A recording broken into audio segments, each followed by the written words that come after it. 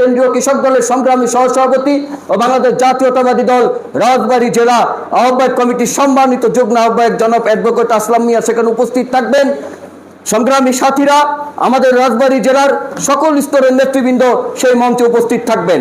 আজকে এখানে দাঁড়িয়ে শুধু একটি কথাই বলবো যে আজকে আমাদের যে গলন্দ পৌরসভার যিনি সংগ্রামী সভাপতি জনাব আবুল কাশেম মন্ডল, তিনি লন্ডনে অবস্থান করছেন। তার নাতি হয়েছে, এখান থেকে আমরা দোয়া করি তার নাতিকে যেন আল্লাহ হায়াত দারাজ করে এবং হায়াতের তায়বা দান করে এবং সুস্থ রাখে এবং ভালো রাখে। এখানে উপস্থিত আছেন বাংলাদেশ জাতীয়তাবাদী দলের সকল স্তরের নেতৃবৃন্দ। সংগ্রামী সাথীরা, আজকে দীর্ঘ পথ পাড়ি দেওয়ার পরে, প্রায় 18 বছর পথ পাড়ি দেওয়ার পরে আজকে এখানে আমাদের প্রাণপ্রিয় নেতা অ্যাডভোকেট আসলাম ভাই একটি কথা বলেছেন যে আজকের এই মিটিং সবচেয়ে সফলতার মিটিং। যেহেতু আজকে 18 ইউনিয়ন, 2টা পৌরসভার সভাপতি, সেক্রেটারি সহ অন্যান্য নেতৃবৃন্দ সহ আজকে এখানে উপস্থিত হয়েছেন সংগ্রামী সাথীরা। আজকে একজন সভাপতি সেক্রেটারিও আজকে এখানে অনুপস্থিত নেই আমার জানা মতে।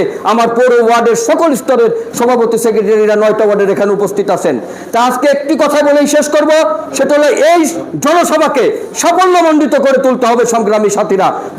যদি এই জনসমাবেশকে আমরা সাফল্যমণ্ডিত করতে পারি, তাহলে রাজবাড়ী জেলার মানুষ আজকে যারা এই যে 5,33,306 জন যে ভোটার আজকে আমাদের রাজবাড়ী এক আসনের মধ্যে, তারা তাকিয়ে দেখবে, তারা ভোটাররা তাকিয়ে দেখবে যে অ্যাডভোকেট আসলাম সাহেবের রাজনীতিটা কতটা সফলতার দ্বার প্রান্তে পৌঁছে গেছে রাজবাড়ী এক আসনের, সেটা আমাদের তারেক রহমান তাকিয়ে দেখবে সংগ্রামী সাথীরা।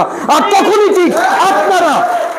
ঠিক আপনারা এবং আমরা সহ আমরা যখন সফলতার দ্বার প্রান্তে পৌঁছে যাব এবং আমাদের সেই সাথে আমাদের প্রাণপ্রিয় নেতা, আমাদের যিনি আগামীতে ধানের শীষ প্রতীক নির্বাচন করবেন সে অ্যাডভোকেট আসলাম সাহেব, আমাদের কারণেই, আমাদের জন্যই, আমাদের সফলতার মধ্যে দিয়ে সেই প্রাণপ্রিয় নেতাও সফলতার দ্বার প্রান্তে পৌঁছে যাবে সংগ্রামী সাথীরা। যদি আমরা ব্যর্থ হই, আমাদের প্রাণপ্রিয় নেতাও কিন্তু ব্যর্থ হয়ে যাবে। তা আজকে বলবো, 18টি বছর অনেক আন্দোলন সংগ্রাম করেছেন, রাজপথে থেকেছেন, ঘুমাতে পারেননি, পুলিশের অত্যাচারে, অভিলাষালীদের অত্যাচারে। তা আমরা 5ই আগস্ট আমাদের প্রাণপ্রিয় নেতা বলেছে যে আমরা সেই দিন সারাদিন রোজা রেখে আমরা সেই দিন জনসভাকে সাফল্যমণ্ডিত করে তুলব এবং আমার পৌর ওয়ার্ডের সকল স্তরের নেতা কর্মীদের নিয়ে আমরা আগামীকাল একটি মিটিং করব।